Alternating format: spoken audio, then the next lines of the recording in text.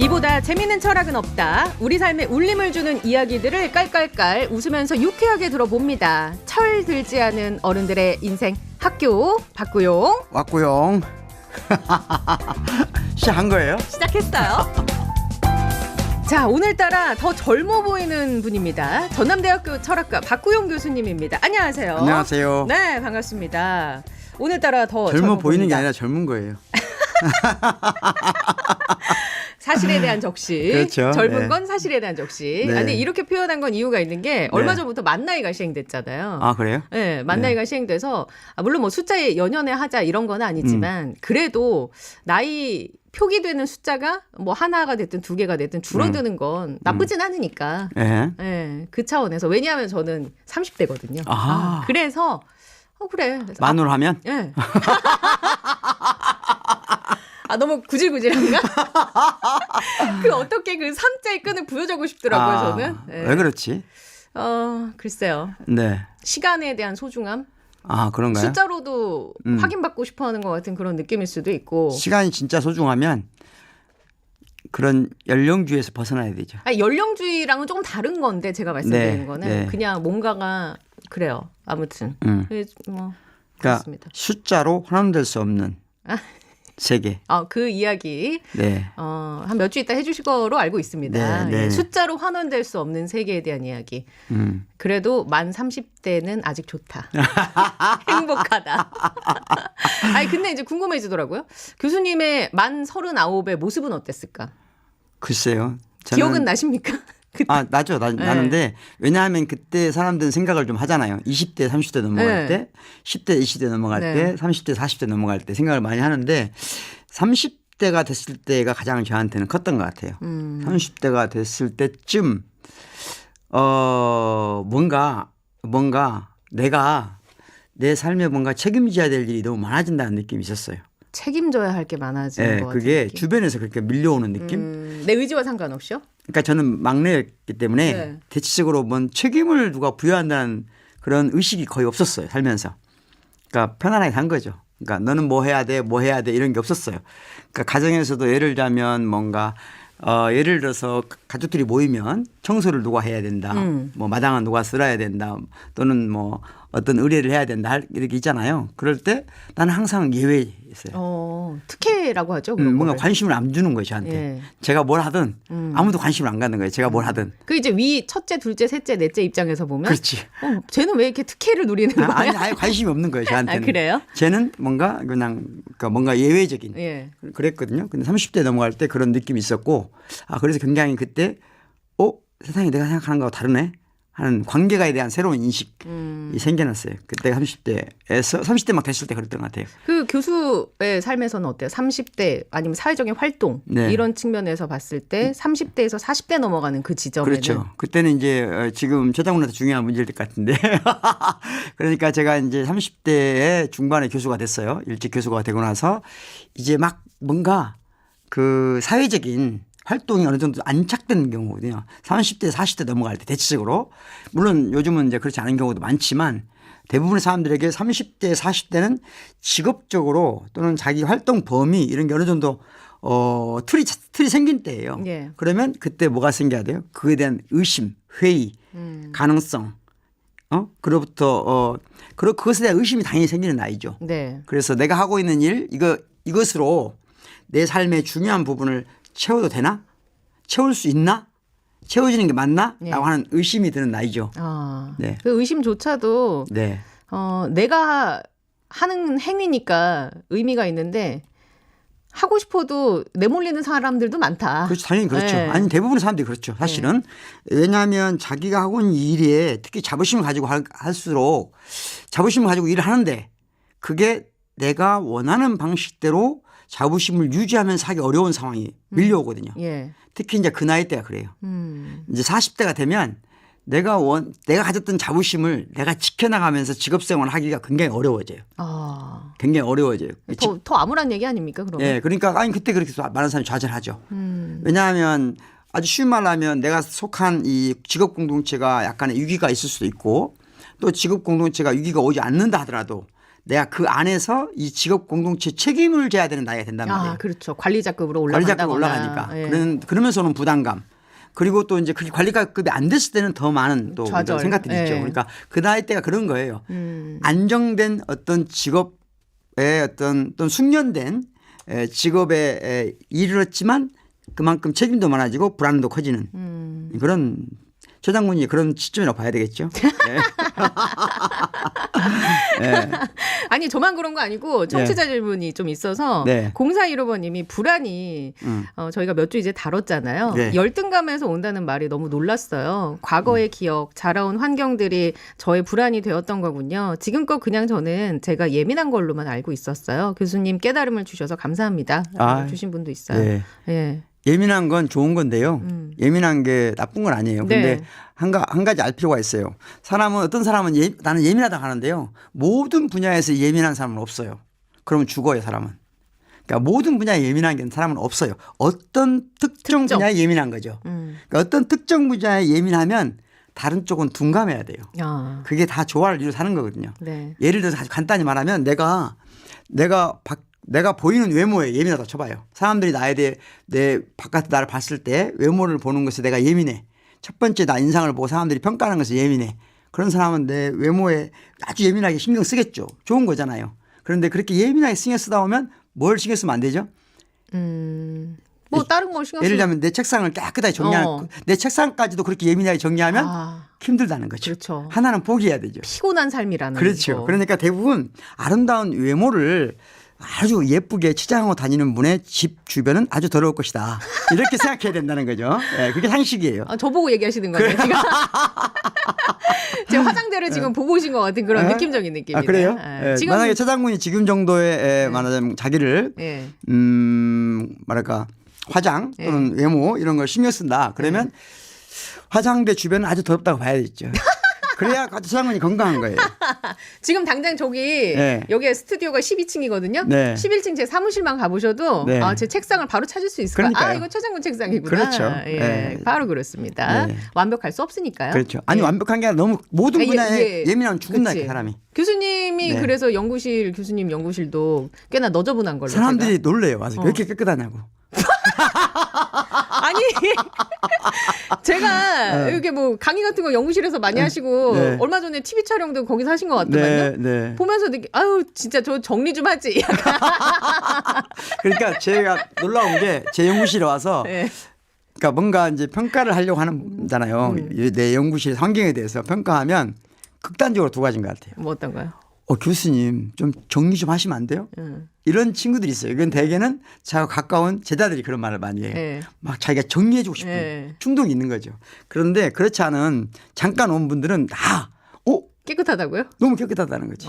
왜냐하면 평상시에 보기에 내가 외모가 지저분하니까 외모에 신경 쓰지 않는 나는 연구실은 깨끗하다. 그림도 막 이렇게 여기저기 있더라고요. 그렇죠. 그림이. 묘한 배치인데 모르는 사람들은 지저분하다 생각하죠. 그래서 그림이 막 땅바닥에도 전시거든 있고. 그게. 그게 전시했어요. 그렇지. 네. 비싼 겁니까? 그림? 그림요? 비싸죠 다들. 연구실 한번 가보고 싶네. 예. 언제든지 오실 수 있습니다. 네. 최근에 제 연구실 찾아온 분들 많아요. 어떤 이유로? 언론사 인터뷰? 아니요. 그러니까 그런 건 옛날부터 있었고 팬들이. 아니 방학 중에도 이렇게 팬들이 찾아옵니까? 그렇죠. 팬들이 찾아오죠. 멀리서. 네. 멀리서. 서울에서, 대구에서. 서울, 대전, 대구, 부산 뭐 다 오겠죠. 그렇죠. 뭐. 캐나다에서. 아니 오늘 그래서 캐나다에서. 미국에서. 지하철 이제 KTX 타고 오시고 지하철역에서 제가 이제 모시고 왔는데 검은색 그 마스크를 여기까지 쓰고 오신 거예요. 그래서 나는 무슨 아이돌 입국 현장인 줄 알았잖아. 마스크 해제가 됐는데 여기까지 끼고 오셔가지고 아니 무슨 아이돌이냐고. 알아볼까 봐 불안했냐고. 아니 광주에서 이렇게 오다 보면 알아봐서 막 사인해달라고 하고 그래요? 아니 그런 건 전혀 아니고 그런 건 아니고 광주에서 오다 보면 이제 어르신들이 산 경우가 있어요. 같은 주변에. 그러면 조금 예민하신 어르신들은 걱정하시거든요. 그래요? 그래서 오늘 제 주변에 어르신이 탔길래 중간에 쓴 거예요. 그래서 이제 그런 것뿐입니다. 아니 아이돌인 줄 알았어요. 최 장군에게 박구영은 아이돌이다? 여기까지만 하겠습니다. 그것까지 하면 내가 너무 그렇네요. 진실은 언젠가 밝혀지겠죠. 저도 얼마 전에 제가 걸그룹이라고 했거든요. 그렇군요. 방송에서 저 걸그룹 닮았다 그랬더니 사람들이 걸그룹 엄마 같아요. 걸그룹 이모인가요? 막 예, 그랬습니다. 네. 7951번님, 최 장군이 똑똑해질까봐 불안해요. 라고 주셨는데, 이 걱정은 하나도 안 하셔도 됩니다. 저는 이분을 만날 때마다 뇌가 포맷되는 느낌이거든요. 박구영 교수님 만날 때마다, 지난번에 무슨 얘기를 했는데 기억이 안 나네. 오늘도 이제 교수님한테, 네. 저에 대한 기대치를 많이 갖지 마시라. 오늘도 뇌는 굉장히 새하얀 상태다. 미리 말씀드립니다. 네. 예. 오늘은 다른 일 때문에? 매번 근데 볼 때마다 그러니까 7951번님도 그렇고 청취자분들도 불안해하지 않으셔도 돼요. 왜냐 그냥 우리는 다 이분은 이게 업인 사람이고 박 교수님이야 이걸로 밥 먹고 사는 사람이니까 당연히 제가 방송을 밥 먹고 살지는 않죠. 아니 제 말은 공부하는 거 말하는 거예요. 그렇죠. 똑똑하고 공부하는 거 이걸로 이제 본인이 밥벌이를 하시는 분이니까 당연히 그래야 되지만 여러분이나 저는 굳이 똑똑해하거나 뭐 엄청나게 노력을 할 필요는 없잖아요. 그냥 듣고 생각을 한 번 더 하고 그 지점만 있으면 되지 않을까 이런 생각해 봤습니다. 효철님, 이분이 준 유튜브 댓글이 이거 하나만 갖고도 저는 한 회차 할 수 있을 것 같은데 일단 소개만 해드릴게요. 얼마나 큰 행운을 갖고 태어나야 교수님처럼 똑똑해질 수 있는 건가요?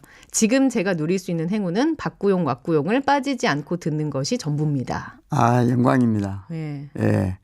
근데 제가 똑똑한 건 아니고요. 아니 언제는 사실에 대한 적시는 박구영은 똑똑하다. 잘생겼다. 이건 사실에 대한 적시. 잘생긴 건 사실인데요. 똑똑한 건 아니고 그 맥락에 따라 다른데 지금은 저는 어떤 제가 오늘 얘기할 걸 생각하고 말하잖아요. 그러니까 똑똑한 것처럼 보인 거죠. 전혀 준비되지 않은 이야기하면 이 방송을 듣는 분이나 저나 똑같습니다. 갑자기 또 겸손을 보이시네. 예. 갑자기 적응이 안 되게 당황하는 최 장군. 네, 갑자기 겸손하시니까 어디에 그걸 맞춰야 될지 모르겠어요. 아무튼 이 지점에서 중요한 건 행운이라는 거. 제가 꽂힌 단어는 이거거든요. 행운. 네, 행운. 교수님이 본인이 여태까지 교수 생활을 일찌감치 시작한 것도 운이다. 네. 내가 노력한 부분도 있지만 이건 나의 운이다. 그럼 이걸 역으로 생각해 볼까요? 그러면 인생의 숱한 고비를 만난 사람들은 운이 나빠서 그런 겁니까?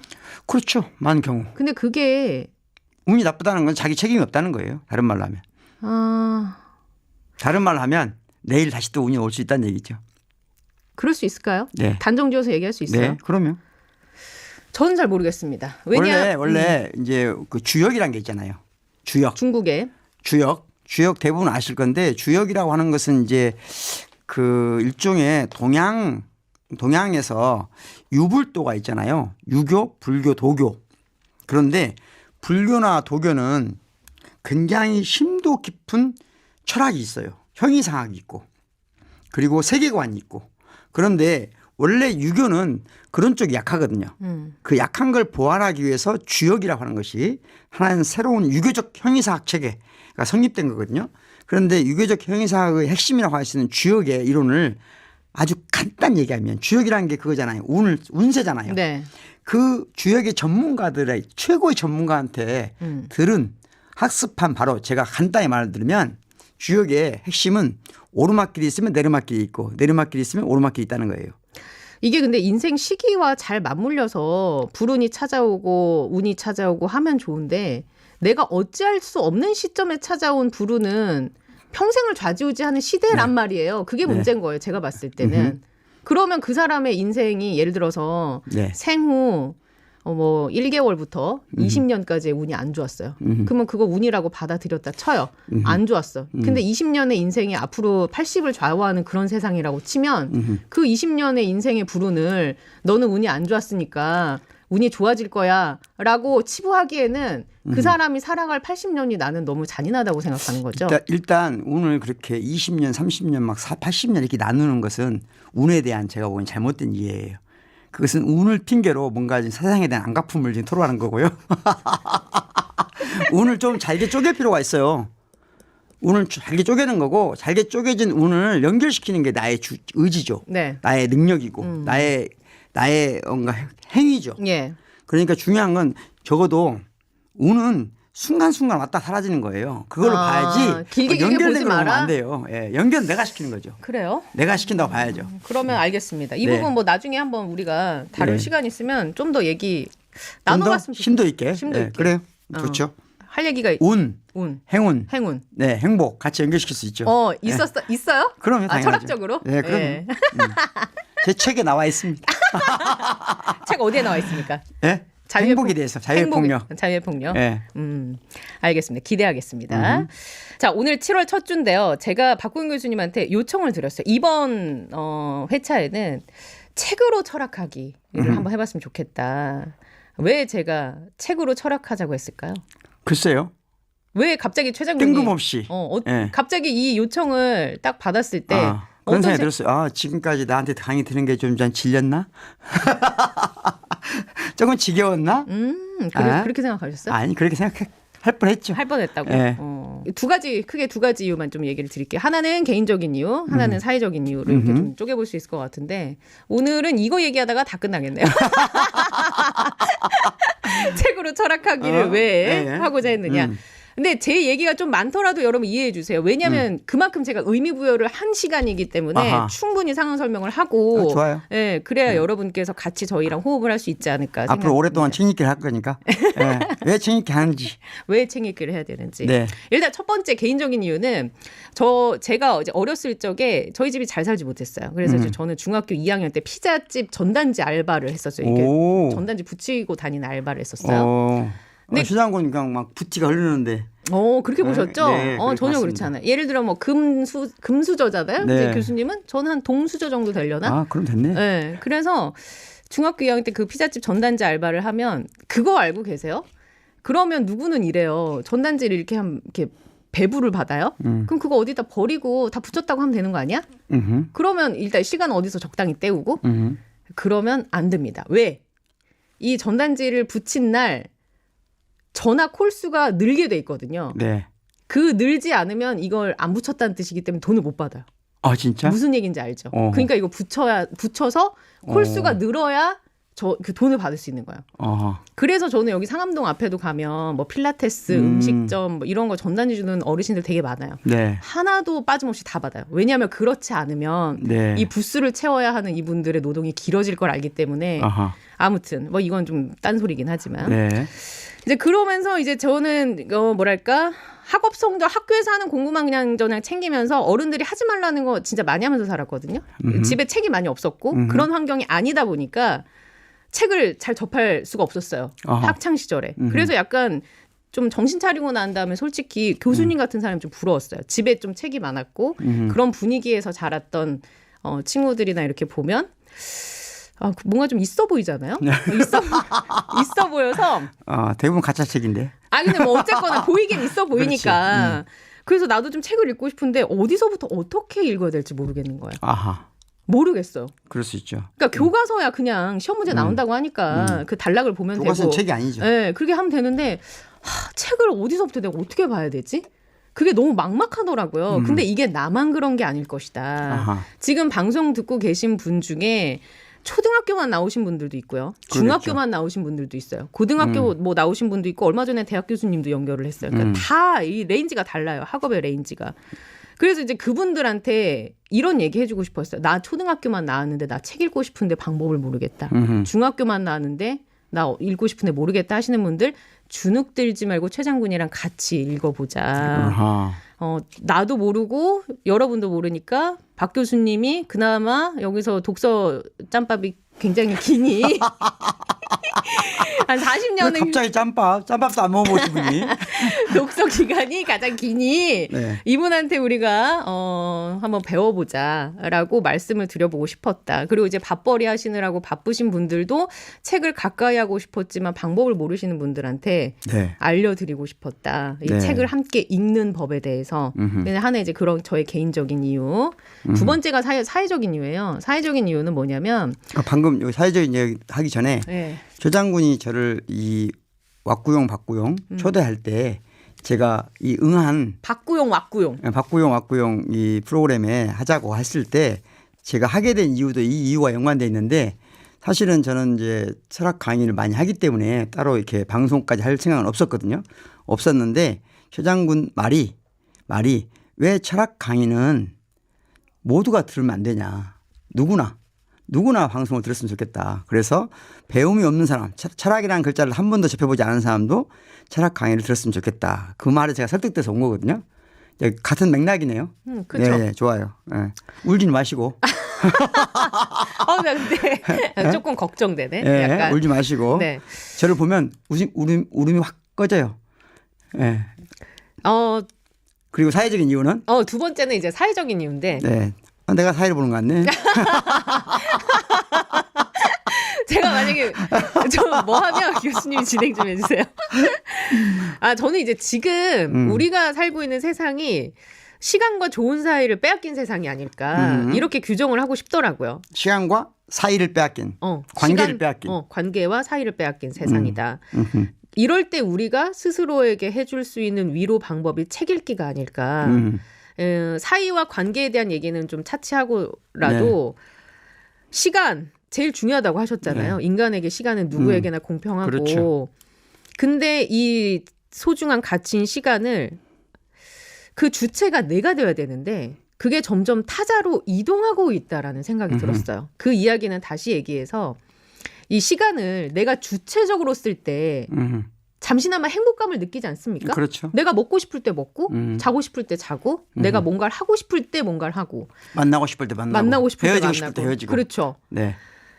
그런데 잘 생각해 보면 여러분은 여기서 공감하실지 모르겠어요. 세상이 너무 각박해지다 보니까 살아남기 위해서 경쟁에서 뒤처지지 않기 위해서 내 시간을 내 자신에게 의미 있게 쓰기보다는 남을 공격하는데 남을 밟는데 혐오하는데 이런 데 쓰고 있진 않는가. 물론 그렇게 시간을 쓴 행위자는 나일 수 있지만 그 행위를 하게끔 유도한 어떤 의식 구조 그런 상황을 만든 사람은 누구이냐. 내 외부에 존재하는 타자, 시스템 이런 거 아니냐.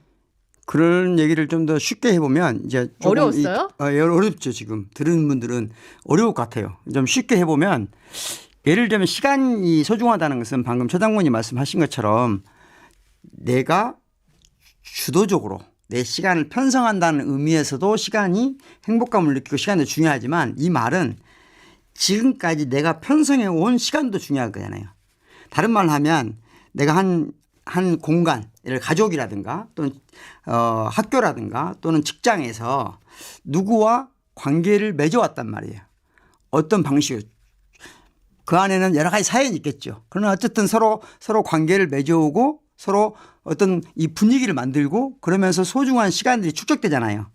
그 축적된 시간이 계속 유지될 수 없게 다시 말하면 박살나버리는 파괴돼버리는 그런 상황에 내몰릴 수가 있죠. 예. 그러면 어제까지 친구였던 너와 내가 어제까지 사랑하는 사이였던 너와 내가 갑자기 이제까지 모든 시간을 모든 추억을 모든 과정을 다 제거하고 박살내버리고 갑자기 서로를 공격하게 된다든가 갑자기 서로에 대해서 부담스러운 존재가 된다든가 이런 상황에 내가 원하지 않았는데 우리가 원하지 않았는데 내몰릴 수가 있죠. 그렇죠. 그게 내몰리는 사람들이 많아지고 있죠. 네. 그래서 이럴 때 이제 누군가는 이런 조언을 하죠. 존버해라. 소위 요새 말로. 요새 말로. 존버. 방송용 용어는 아니니까 궁금하면 네이버에 검색해 보세요. 근데 저는 이게 어떻게 해석하면 좀 잔인한 말일 수 있다. 그냥 버텨라라고 버티면 답 나온다라고 얘기하는 사람들이 있는데 답 나온다고 누가 장담할 수 있느냐. 그 사이에 시간은 흐르거든요. 그 소중한 시간이. 그 소중한 시간을 유린당했다는 것에 대한 자각도 없이 허망하게 보낸 시간은 누구한테 보상을 받을 것이냐. 그러면 적어도 이 시점에서 우리가 책을 읽으면 셀프 보상 정도는 할 수 있지 않을까? 네. 그래서 그 시간을 통해서 가치 있는 책을 통해 꼼꼼하게 읽어서 능력을 키워보면 적어도 내가 허송세월 보냈다고는 생각하지 않을까? 뭐라도 남지 않을까? 그러네. 그러니까 지금 정확하게 사람마다 처지는 다르고 환경은 다르겠지만 뭔가 자신의 시간이 지나온 시간이든 앞으로 살아갈 시간이든 그 시간이 뭔가 알 수 없는 방식으로 파괴되고 있거나 뭔가 알 수 없는 방식으로 부정되고 있다고 느끼는 많은 사람들에게 위로가 될 수 있는 또는 대안이 될 수 있는 그런 방식으로 책 읽기를 해보자 했다는 거죠. 그렇죠. 아, 어렵네. 예. 어떻게 생각하십니까? 최 장군이 이 책 읽기, 철학하는 걸 책 읽기로 해보자라는 것에 이러한 두 가지의 뜻이 담겨 있다. 네. 지식인들의 특징이 있죠. 뭔가 자기 행위에 꼭 의미를 부여해요. 저는 지식인이 아니거든요. 지식인 맞아요. 내가 보니까 최 장군이 지식이 많습니다. 저는 인정받고자 하는 욕구는 있지만 지식인은 아닙니다. 예. 엄청난 지식인들은 특징이 있어요. 항상 자기 행동에 정당성을 부여한다. 네. 그래서 좋습니다. 여러분이랑 함께 네. 책 한 권을 들고 한번 파보도록 하겠습니다. 어디에서 의미를 찾을지 어떻게 읽어야 할지. 그래서 첫 번째 책으로 어린 왕자를 들고 오셨어요. 네. 어린 왕자를 고른 이유는 일단 그건 첫 번째는 제일 좋은 책이에요. 제일 좋은 책이다. 아니 좋은 책이에요. 좋은 책이다. 네, 세계적으로 가장 많은 사람들한테 사랑받을 만한 책이에요. 왜냐하면 이 책에는 문화적 코드가 어떤 특정 문화권에 종속되지 않을 만큼 문화적 코드가 열려 있다는 것이 가장 큰 특징이에요. 그리고 모든 문화권만이 아니고 모든 연령대에 열려 있는 책이에요. 그러니까 모든 문화권에서 모든 나이의 사람들이 읽을 수 있고 읽어야만 하는 책. 그리고 또 실제로 가장 많은 사랑을 받는 책. 그래서 정치적으로 이데올로기적이지도 않고요. 그러면서도 사회에 대해서 비판적인 시간 아주 높은. 그러니까 특정 이념을 가지고 사회를 비판하는 게 아니라 가장 보편적인 그러나 모든 시선에서 다 각자의 방식으로 사회 비판이 가능한 그런 책이에요. 그래서 어린 왕자 선택했습니다. 그래서 선택하셨군요. 네. 어린 왕자 책 제목은 지금 방송 듣고 계시는 분들 누구나 다 들어봤을 법해요. 근데 이 스토리에 대한 기억은 다 다를 수 있어요. 그렇죠. 유명한 부분이 회자되는 것도 있긴 있죠. 많죠. 예, 많죠. 그건 유명하잖아요. 너가 오후 4시에 온다면 난 3시부터 어떻게 될 거고 기다릴 거고 이 그건 부분이 소녀들한테 기억되는 거지 주로. 그 부분이 일단 제일 유명하고 보아뱀 그림 얘기도 유명하고 바오밥 나무 단어도 등장하고 그러니까 이제 파편화된 기억들은 다 있을 텐데 이걸 하나의 맥락으로 우리가 어떻게 이걸 살펴볼 것이냐 그렇죠. 아니면 그 안에 의미 부여를 어떻게 할 것이냐 이건 조금 다른 문제잖아요. 그런 이야기를 이제 앞으로 해주시겠다. 일단 책 읽는 방법을 우리 알아야 되잖아요. 책을 읽는 방법. 그렇죠. 저처럼 이제 진짜 책을 읽는 것. 책을 읽는다는 게 뭘까 하는 걸 또 알아야 돼요. 책을 읽는다는 게 뭘까? 책 읽는다는 것. 네. 책을 읽는다는 게 뭘까 하는 거거든요. 첫째는 책 읽는 건 저는 이제 표현을 하기를 놀이라고 표현해요. 놀이가 된다. 노동이 되는 사람도 있지 않을까요? 네, 노동이 되면 안 되는 거예요. 고역이 되는. 그렇지. 놀이가 돼야만. 네, 놀이가 돼야만 놀이가 즐거움을 생산해야 되거든요. 그러니까 책 읽는 즐거움이 있어야만 가치가 있는 거예요. 읽는데 즐겁지 않다. 그러면 이건 정말 뭔가 문제가 있는 거예요. 그래서 읽는데 즐겁다는 게 뭘까? 읽기 즐거움이라는 게 어디서 오는 걸까 하는 건데요. 핵심이 뭐냐? 내가 이것에 소비자로 전락하면 안 돼요. 소비자로 전락하면 안 되고 그 안에 주체자로 남아 있어야 돼요. 단순 독자가 되면 안 돼요. 어떻게 해야 됩니까? 그럼? 그러니까 나는 이 책을 읽으면서 읽으니까 독자잖아요. 독자이면서 동시에 저자가 돼야 돼요. 소비자이면서 생산자가 돼야 되는 거예요. 와, 지금 책 하나 읽는 것도 힘든데요. 거기에다가 지금 저자까지 되라고 그러니까 뭔가 생산해내는 즐거움을 알아야 되거든요. 생산해내는 즐거움. 뭔가를 만들어내는 즐거움. 그걸 제가 그 니체의 유명한 말 있잖아요. 힘의 의지. 권력의 의지 아니고요? 권력의 의지라는 표현은 나중에 잘못된 표현이고요. 힘의 의지가 정확한 표현이고 그 힘은 뭔가를 만든다는 거예요. will to power. 그렇죠. will to make. will to making이다. 그래서 항상 얘기하잖아요. 그러니까 책을 읽을 때도 이 책을 단순히 소비하고 그래서 읽고가 아니라 내가 쓰는 사람이 돼야 된다 이거죠. 새로 쓰는 사람이 되는 거예요. 새로운 어린 왕자를 내가 쓰는 거예요. 근데 그게 처음 책을 딱 펼쳐 들었어요. 첫 읽음에 그게 가능합니까? 가능하죠. 이제 해보는 거죠. 해보는 건데 너무 과대평가하는 거 아니에요? 아니, 사람들이 제일 먼저 어떤 강박에서 벗어나야 되냐면요. 책이 어떤 정확한 메시지가 있고 정확한 메시지를 내가 이해하는 게 중요해. 이렇게 생각하면 책의 노예가 되는 거예요. 그럼 즐겁지가 않아요. 예. 그걸 빨리 찾아내야 되니까 막 급해져요. 네. 그래서 막 끝까지 읽어봐야 되거든요. 뭔 어디에 답이 있지 이렇게 찾는 거거든요. 그럴 필요가 전혀 없는 거예요. 제 연구실에 오는 많은 사람들이 이 많은 책을 다 읽어요? 하루에 한 권씩 사서 책 읽어요? 이런 말 하는데 그런 게 아니에요. 책은 내가 어린 왕자 샀어요. 표지만 볼 수도 있는 거예요. 왜 저 주에까지 읽어야 돼요? 그럴 이유가 어디에 있어요, 도대체? 그럼 엄마들이 그런 얘기하죠. 이 돈지. 그러려고 했었어. 아니에요. 그럴 필요가 전혀 없어요. 전혀 없는 거예요. 아니면 마음이 편해지려고 네. 책을 사서 그냥 네. 표지만 보고 편해져도 괜찮은 거예요? 그럼요. 그냥 내가 책 사서 가지고 있는 것도 얼마나 좋아요. 예. 표지만 보고. 그렇죠. 자유와 폭력도 마찬가지입니다. 그렇죠. 목차만 보는 거죠. 아니 이건 정말 농담이 아니에요. 그러니까 제가 제 책을 얘기할 때 꼭 읽으려고 하지 않는다. 그런 말 하잖아요. 자유의 폭력 근데 잘 팔리고 있어요. 그거 읽으려고 사는 거 아니에요, 교수님. 아니 우리 이 방송을 들으신 분들이 많이 사주시는 것 같더라고요. 아유, 또 왜 그러세요? 선물도 해주시고 그래서 어떤 분이 친구가 이 방송을 듣은 친구가 선물을 했대요. 읽고 네. 광주 시민자유대학 회원까지 되신 분이 있었어요. 우리 방송을 듣고요. 네, 네. 우리 너무 고맙게 생각하는데 예. 아무튼 책 읽기란 뭐냐. 책의 정답을 찾으려고 하면 안 돼요. 그런 건 없어요. 네. 그러면 책의 노예가 되는 거예요. 예. 나는 저자의 죽음이란 말 들어봤죠. 네. 저자는 이미 내가 돼야 되는 거예요. 저자는 이 글을 쓴 사람이 아니고 네. 이 글을 쓴 사람도 하나의 저자인 거예요. 어린 왕자를 쓴 사람이 누구죠? 생텍쥐베리. 생텍쥐베리. 예. 생텍쥐베리 이렇게 말하면 안 나오잖아요. 풀네임을 해야 된다. 생텍쥐베리. 예. 이름이 생. 성이 텍쥐베리. 생텍쥐베리는요. 프랑스식 이름인데 세인트거든요. 네. 성. 네. 그러니까 세인트인데 이걸 이제 마지막에 T가 붙잖아요. 네. 그걸 붙여서 읽거든요. 연음으로 처리해서. 붙여서 읽다 보니까 땡쥐베리가 된 거예요. 네. 그런데 생 텍쥐베리. 앙뚜앙. 앙뚜앙. 네, 앙뚜앙 드 생텍쥐베리. 앙뚜앙 드 생텍쥐베리. 생텍쥐베리. 예. 그러니까 원래는 연음식으로 읽어야 되는 거예요. 생텍쥐베리로 읽어야 되는데 예. 그래서 앙뚜앙 드 생텍쥐베리. 예. 이 사람은 이름 정도는 알면 좋죠. 예. 근데 이 사람이 그러니까 생텍쥐베리 그러는데 여러분들은 이제 앞으로 앙뚜앙. 앙뚜앙.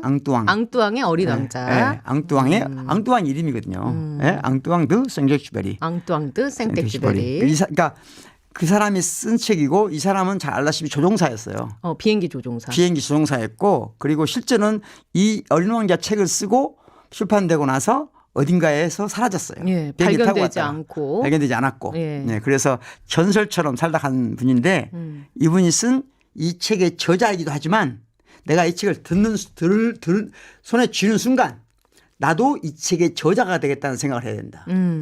그래야 책 읽기가 되는 거다. 그게 놀이로 느껴지고 그렇습니다. 노동이 그래서 아니다. 모든 책을 읽을 때 마찬가지예요. 책 표지를 들었어요. 내가 지금부터 이 책의 저자가 되자. 생산자가 되자. 그래야 즐거운 겁니다. 그러면 그때부터는 내가 이 책을 쓰는 사람이라고 생각해봐요. 그럼 표지부터 달리 보여요. 달리 보이죠. 그림을 꼭 이렇게만 그려야 될까? 이렇게 생각이 들잖아요. 예. 야, 그림 다르게 그리면 어떨까? 이 그림은 뭐지? 하나하나 다시 보이기 시작해요. 내가 이것을 그렸다고 생각하면. 그러니까 이걸 내가 쓰는 사람은 한 번에 쓸 수 없거든요. 예. 그러니까 오늘은 여기까지만 쓰자.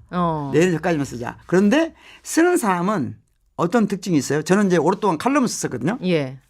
칼럼도 쓰고 책도 쓰는데 책은 이제 많은 양을 쓰다 보니까 좀 다른데 칼럼 같은 경우는 1750자 되게 그렇게 쓰거든요. 1750자 쓰면은 조사까지도 다 기억할 수 있어요. 10년 지나도. 왜 그래요? 내가 여기 심혈을 기울이거든요. 예, 한자. 조사를 붙일 때 네. 끼었다 뺐다 하거든요. 예, 많은 사람들이 이 글을 읽고 이 조사 때문에 상처받을 수도 있고 기쁨을 누릴 수도 있잖아요. 그만큼 내가 이 책의 저자가 되는 순간 토시 하나까지도 유심히 읽게 된다.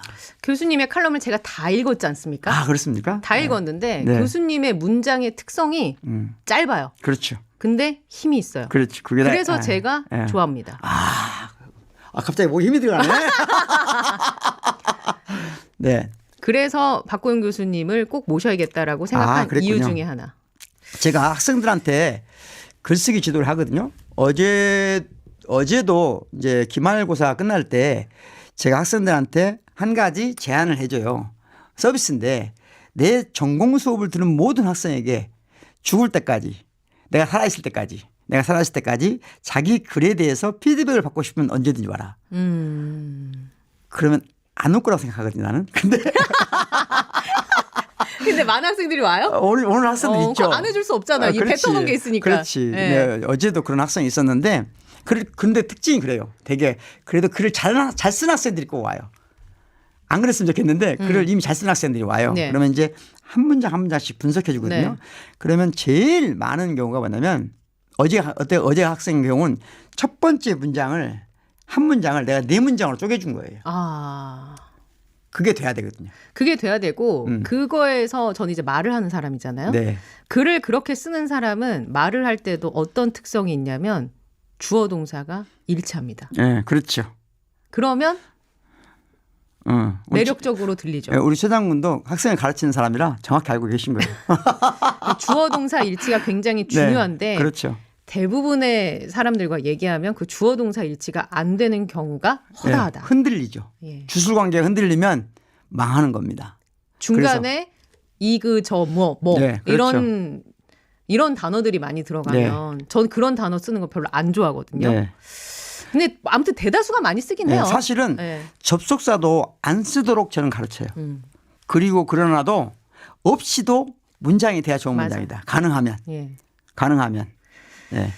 이야기가 너무 길어졌는데. 그랬어요. 하여튼 우리가 어린 왕자를 선택했고 어린 왕자는 어마어마하게 사랑할 만한 사랑스러운 그래서 어린 왕자와 만난다는 건 뭐죠? 예. 야, 어린 왕자, 어린 공주 뭔가 알 수 없지만 뭔가 희망을 주잖아요. 그 미지의 세계로 빨리 가고 싶다. 그렇죠. 상상력의 세계. 예. 그래서 그 안에서 우리가 우리 스스로 어린 왕자를 만들어 보자고요. 너무 좋아요. 예. 본인이 어린 왕자라고 생각해서 이걸 들고 오신 건 아니죠? 박구용이 그건 저의 정신 분석을 해봐야 알겠습니다. 박구용이 나 어린 왕자인데 이걸 여기에 꽂혀갖고 갖고 오신 네, 건 제가 만약에 네. 그 정도까지 의식이 갔다 그러면 상당히 위험한 상황인 거죠. 안 좋은 것이다. 알겠습니다. 그럼 이제 본격적으로 그 어린 왕자를 우리가 어떻게 네. 저자로서 그렇죠. 이 책을 볼 것이냐 그렇죠. 그 이야기를 본격적으로 다음 주부터 좀 나눠봐야 할 것 같아요, 교수님. 예, 시간이 가서 다음 주에 만나봐요, 교수님. 네. 네, 고맙습니다. 고맙습니다.